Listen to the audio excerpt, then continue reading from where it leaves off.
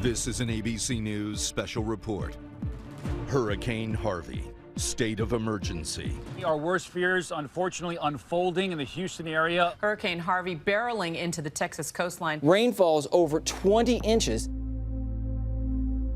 I think we woke up at around 4:30 that morning. The news was on. We saw houses that were flooded, like up to their roofs, people on top of their roofs. And then I looked outside. So I went to the door, I looked outside, and the water was up to our porch. It was just kind of a surreal feeling because you're standing at the door and you see the water and it's rising, and then it just starts coming into your house. And I just went into shock at that point. When we left the house, when we walked out of the house, the water was, it was already in the house. It was in the house. 10 inches. So when we walked out, we walked along the houses. And the water was already up to your chest. I was really scared. I thought the water was going to keep rising.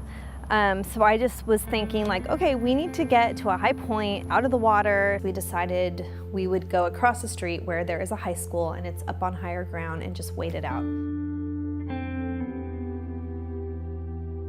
Once those rains stopped, we came back to the house and we knew that we needed to gut it. Everything that was on the floor was lost. All of our furniture had to be thrown out.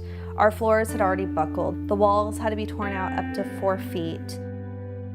A few days after the storm, my middle daughter, started showing signs of PTSD. She developed a really bad fear of water. When it came time to take a bath at night, if the water started to fill up, she would just lose it. She would start crying uncontrollably, screaming, "Turn the water off, it's gonna flood, I don't want the water on."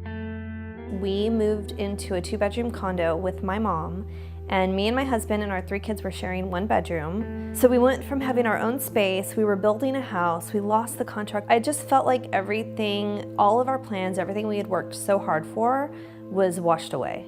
I kind of had a little bit of a breakdown and I stopped working.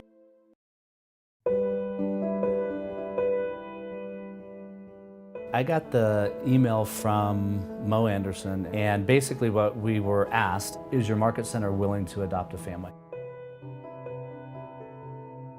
My initial goal was, if we could raise $2,000 or $3,000, I think that would be a great thing to be able to say, Merry Christmas. In a matter of about, I want to say a week to 10 days, we raised a little over $7,000. And I'll never forget, Alyssa, she didn't ask for anything, but she was so grateful that we even reached out. And I remember saying to myself, we're going to make them as whole as we can again.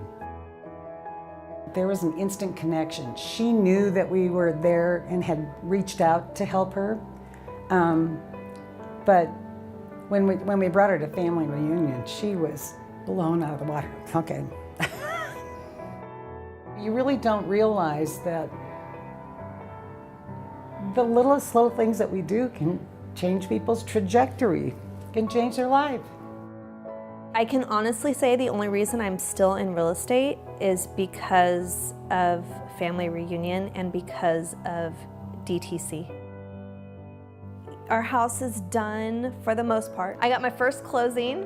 I wanted to give back that love that I received. I decided, okay, out of every closing, I'm gonna give so much to DTC. To be a small part of something like that can help somebody go a different direction is something I'll never forget.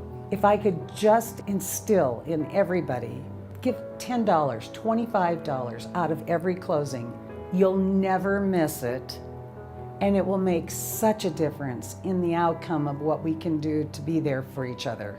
Having all of these people who did not know me treat me like family the first time they met me, it was just an amazing feeling.